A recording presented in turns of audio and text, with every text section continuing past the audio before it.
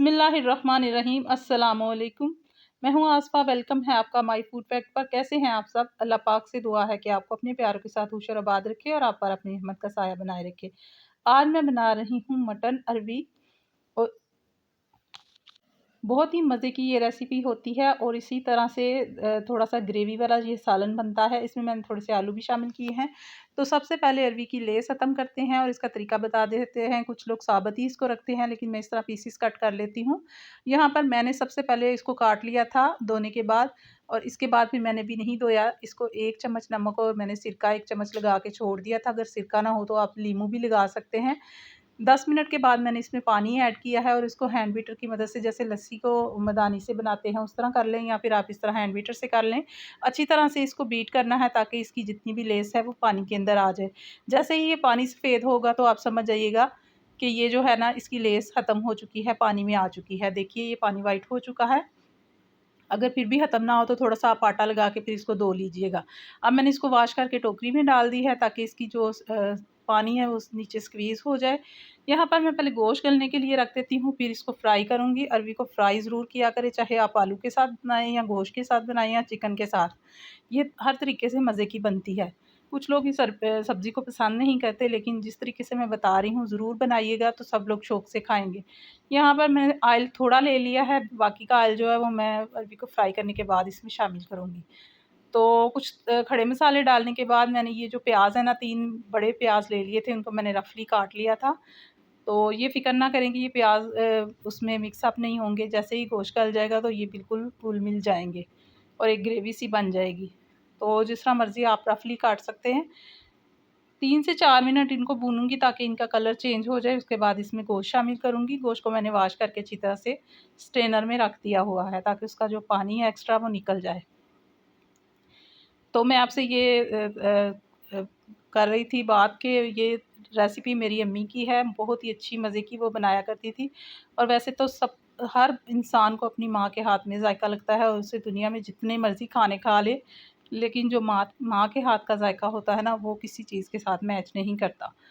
तो कौन-कौन मेरी इस बात से एग्री है, आप लोग मुझे कमेंट में ज़रूर बताइएगा। तो यहाँ पर गोश्त को सिर्फ़ 4 से 5 मिनट कुक करने के बाद जैसे ही उसका कलर चेंज होगा, तो इसमें मैं कुछ मसाले ऐड करूँगी। बहुत ही आम से मसाले इसमें जाते हैं, लेकिन बहुत ही मज़े का ये सालन बनता है। लहसुन अदरक की पेस्ट मैंने 1 टेबलस्पून इसमें शामिल कर दी है, और इसको शामिल करने के बाद भी इसको थोड़ा-सा भून के इसका कच्चापन ख़त्म करेंगे। तो साथ ही फिर मैं इसमें मसाले ऐड करती हूँ। 1.5 चम्मच मैंने इसमें नमक डाल दिया है। साथ ही इसमें थोड़ी-सी सुरख मिर्च डालेंगे, सिर्फ़ 1.5 चम्मच, और आप अपने टेस्ट के मुताबिक डालेंगे, जो भी इसमें मसाले ऐड करने हैं।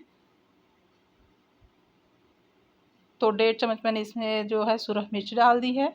उसके बाद फिर जब पक जाएगी तो इसमें गरम मसाला भी ऐड करना है, इसलिए मैंने सुरख मिर्च सिर्फ़ 1.5 चम्मच डाली है, और इसमें मैंने आधा चम्मच हल्दी का डाल दिया है।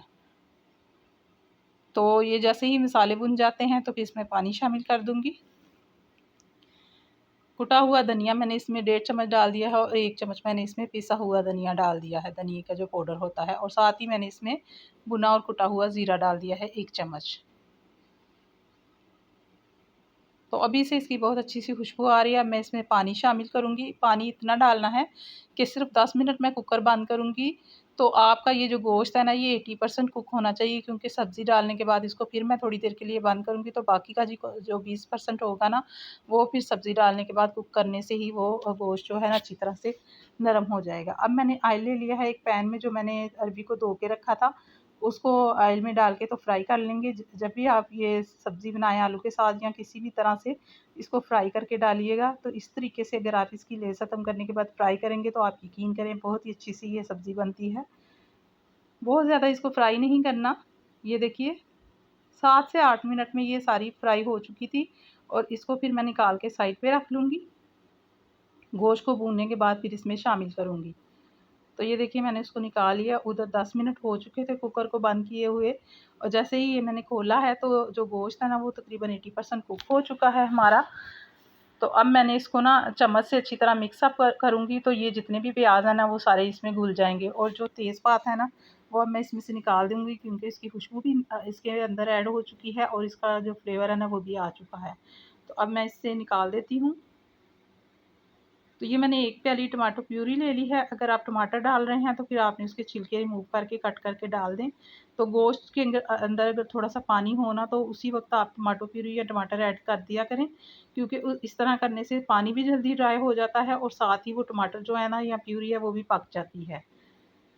जैसे ही टमाटर की प्यूरी थोड़ी-सी कुक हो चुकी थी तो फिर मैंने इसमें 1 प्याली दही की डाल दी है।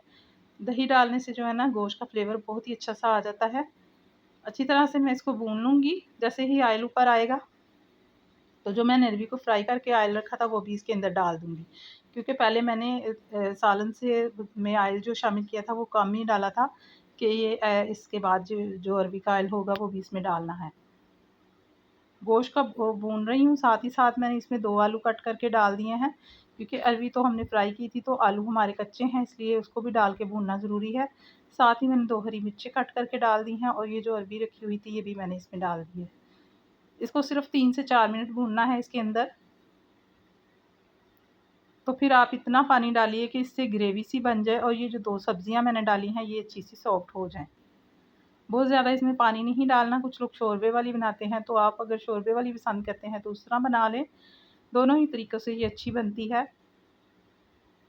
अब मैं सिर्फ़ 3 से 4 मिनट कुकर को बंद करूँगी, जैसे ही वेट बोलेगा तो इसको बस 3 से 4 मिनट बंद करके तो मैं खोल लूँगी। तो ये देखिए जी आलू और ये हमारा बहुत ही मज़े का सालन रेडी हो चुका है। 2 मिनट में इसके ऊपर ढक्कन दे के रखूँगी। ऊपर मैंने थोड़ी-सी कसूरी मेथी डाल दी है और थोड़ा-सा गरम मसाला, भुना हुआ ज़ीरा और कुटा हुआ धनिया ये डाल के मैं ढक्कन बंद कर दूँगी। ये देखिए अब इतनी मज़े की इसकी मसालों की खुशबू आ रही है और ये ग्रेवी वाला सालन इतने मज़े का बनता है कि आप यकीनन अगर आपके घर में ये सब्ज़ी नहीं खाई जाती, फ़र्स्ट टाइम बना रहे हैं तो यकीन करें कि ये सालन बहुत ही मज़े का बनेगा। एक दफ़ा आप मेरे कहने पे कि इस तरीके से ज़रूर बनाइएगा। रेसिपी आपको कैसी लगी मुझे कमेंट करके ज़रूर बताइएगा। चैनल पर अगर न्यू है चैनल को सब्सक्राइब कर लीजिए और मुझे एक अच्छा-सा कमेंट करके ज़रूर बताइए कि आपको आज की रेसिपी कैसी लगी है। तो मैं अभी आपको गोश्त भी दिखाती हूँ कि ये कितना अच्छा-सा गला हुआ है। और गोश्त जब भी पकाएँ तो इस तरह होना चाहिए कि टूटने पे आराम से टूट भी जाए और देखने में वो बिल्कुल सही लग रहा हो कि ये गला हुआ है अच्छा-सा। तो चलिए जी फिर मिलेंगे इंशाल्लाह एक और अच्छी सी रेसिपी के साथ। ये देखिए ग्रेवी कितने मज़े की है और कोई भी आपको इसमें जो मैंने मोटे-मोटे रफली प्याज़ डाले थे वो आपको नज़र नहीं आ रहे। तो गोश्त भी देखिए कितना अच्छा-सा कुक हो चुका है। चलिए जी फिर मिलेंगे इंशाल्लाह। अल्लाह हाफ़िज़।